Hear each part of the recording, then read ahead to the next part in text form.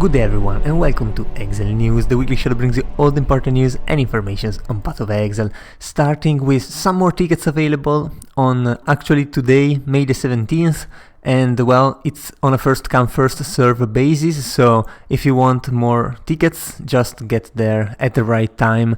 The time here is the one correct. Of course, if you log in with your browser, it will display the time in your time zone, so definitely do that if you want these tickets.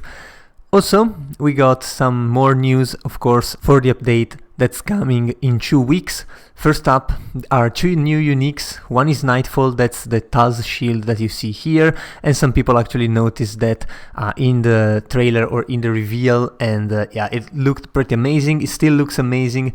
It's probably something to build around, and it's definitely interesting, of course, coming from an endgame boss, so be wary of that if you're starting with that in mind. Also, a hand cannon. This is kind of a mix between a cannon, a Gatling gun, and a grenade launcher. Still, this is also a new base in PoE 2, so yeah, watch the video if you're interested in this. If you start in Mercenary, this is definitely a very interesting way to actually play the game, and at least maybe a little bit different than before, even though nades have always been very, very strong. Also, we got some FAQs for the Return of the Ancients, of course, and most of these is really basic. If you've ever played in PoE 1 or 2, you'll know most of this stuff. The one thing that you might want to see is the exact date and the time when the league is going to drop, so that's something really important to know. Also, there's going to be challenges for the first time, which is going to motivate a lot of players, myself included, to actually play this game. Fate of the Valley is going core, and we're gonna see that in a little bit as well. Also, there are going to be official builds. The answer is no, because GGG does not take any rights into saying what build is good and what build is not good. That is absolutely to personal preference, and I really support this choice from GGG, though I really hope they will bring back the Build of the Week video series, and maybe consider also build guides that have the build planner available.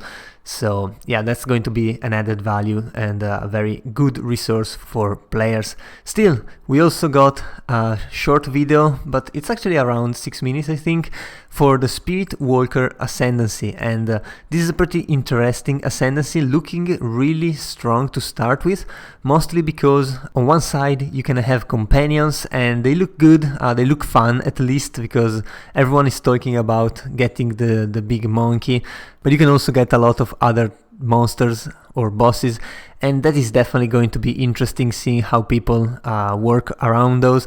Also, these builds seem to be able to pivot to the Twister build, which looks really sweet and really strong as well. So this for now is shaping up to be a very strong starter, and definitely a safe choice, I feel like, for starting this new season. Also, we got another video about the queues that GGG has been adding to the maps in the campaign, and this is a short video about some of those, which are pretty good, but also there's many more that they didn't mention but they teased about existing. So playing the campaign now is going to be at least interesting in the fact that if you pay attention to the zones that you're running in, you might understand some of these cues, and when you do, first up, it feels really, really good because you understood something yourself, and also it makes your campaign runs much, much faster, so the next league or whenever you make another character, you are going to take less time in the campaign and feel better while doing it.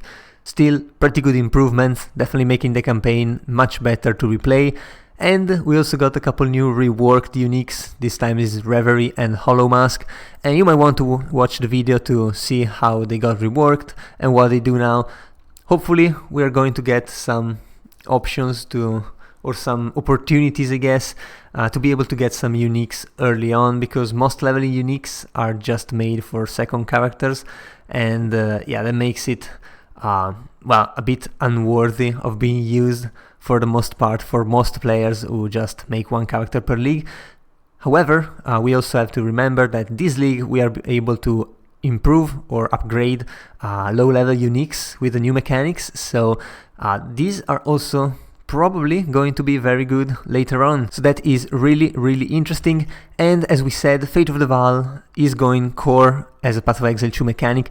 That was obvious. I mean, there's no way that GGG will scrap Incursion in PoE 2 after being such a staple in PoE 1. With a couple modification. First thing is that you start getting these beacons in Act 3, and you will unlock the temple in the present there.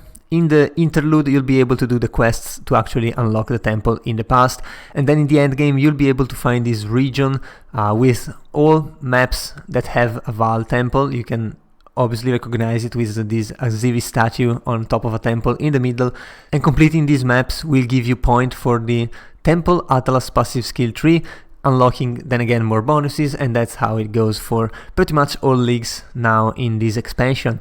And one of the biggest changes that actually will make this balanced is the removal of the snake strategy, where basically rooms that should be destabilized but cannot be removed without disconnecting parts of the temple will be downgraded to paths.